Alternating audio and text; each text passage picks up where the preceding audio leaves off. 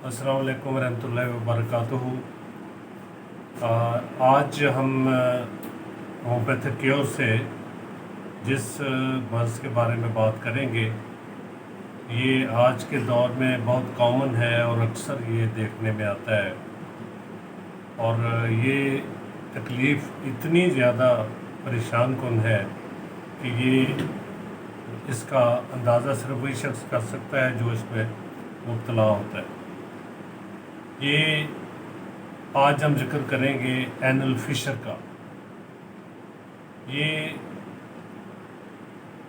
जो है तकलीफ़ जो है, ये मुसलसल कब्ज़ रहने और हार्ड स्टूल आने की वजह से कट पड़ जाता है और उसमें हर बार स्टूल करने के बाद मरीज़ को बेतहाशा तकलीफ़ का सामना करना पड़ता है, जिसमें कि दर्द, जलन, खिंचाव और ब्लीडिंग यानी चुभन, जलन, खिंचाव और खून का अखराज, ये इसका बायस जो है मोस्टली हार्ड स्टूल होता है, जो कि पैसेज के वक्त एनल फिशर में टीयर या कट पैदा कर देता है। और जब फिर स्टूल हार्ड होता है, मरीज़ जो है वो इस तकलीफ़ में मुब्तला होता है। इसमें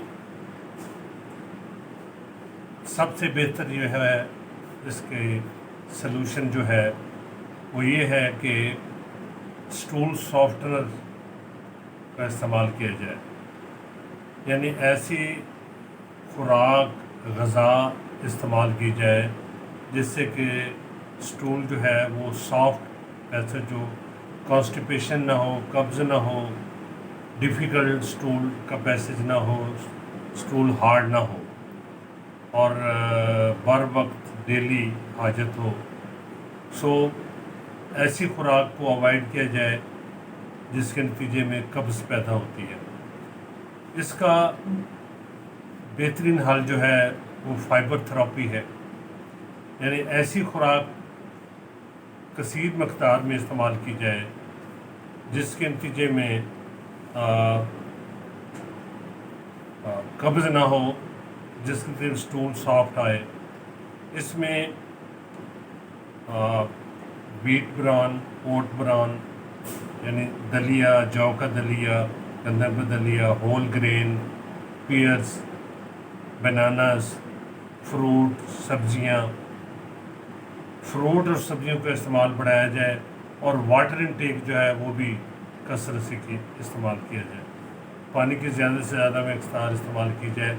और एक और चीज़ जो कि बहुत ही फ़ायदेमंद हो सकती है वो है रेगुलर सिट्स बाथ्स, यानी गर्म पानी का टब जो काबिल बर्दाश्त हद तक पानी गर्म हो, उसमें 15 से 20 मिनट तक रेगुलरली बैठा जाए और ख़ास तौर पे स्टूल पास करने के बाद। इससे जो है ये जो मसल्स हैं स्फिंक्टर के, उनमें रिलैक्सेशन होगी, वो रिलैक्स होंगे और इससे जो है सिट्स बाथ से भी मरीज़ बहुत ज़्यादा अफाका महसूस करेगा। अब आते हैं होम्योपैथिक अद्वियात की तरफ। इसके इलाज के लिए होम्योपैथिक अद्वियात बेतहाशा हैं, बहुत सी काबिल जो कि शफा मुकम्मल कर सकती हैं, इस मुज़ी मर्ज़ से निजात दिला सकती हैं, लेकिन उनका सही बर वक्त और इलामत के मुताबिक इस्तेमाल जो है किसी भी सही होम्योपैथिक डॉक्टर से, क्वालिफाइड होम्योपैथिक डॉक्टर से मशवरे के साथ आप इस्तेमाल करें। इसमें एसिड नाइट्रिक बहुत बेहतरीन काम करती है। इसमें रेटेनिया एक मेडिसिन है, एसिड नाइट्रिक भी 30 में इस्तेमाल करनी चाहिए, रेटेनिया में 30 में इस्तेमाल करनी चाहिए। एक और होम्योपैथिक मेडिसिन है पायोनिया और हेमामेलिस। ये दोनों अद्वियात जो हैं इनका मदर टिंचर में इस्तेमाल बहुत मुफीद रहता है।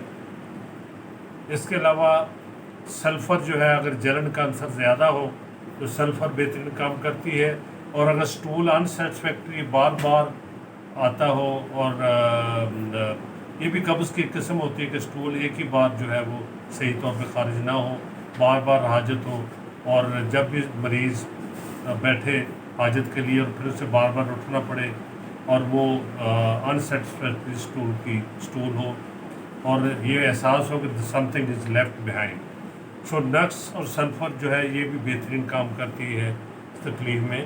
سو ان ادویات کا استعمال آپ کریں، خوراک کا استعمال آپ کریں، اور سٹس بات کا استعمال آپ کریں۔ اپنی خوراک میں سے ایسی چیزوں کا استعمال بند کریں جن سے کہ کانسٹیپیشن ہوتی ہو۔ انشاءاللہ تعالیٰ اس مرض سے آپ کو نجات مل سکتی ہے، اور ہومیوپیتھک ادویات اس میں شافی ثابت ہو سکتی ہیں۔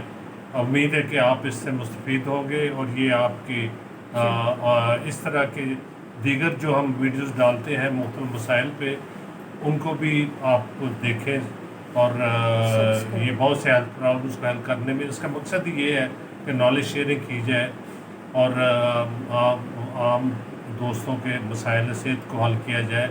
سو اس چینل کو اگر آپ نے سبسکرائب نہیں کیا، کائنڈلی سے سبسکرائب کریں، لائک کریں، بیل کو آئیکن کو پریس کریں، تاکہ آپ کو اس کی ویڈیوز ملتی رہیں۔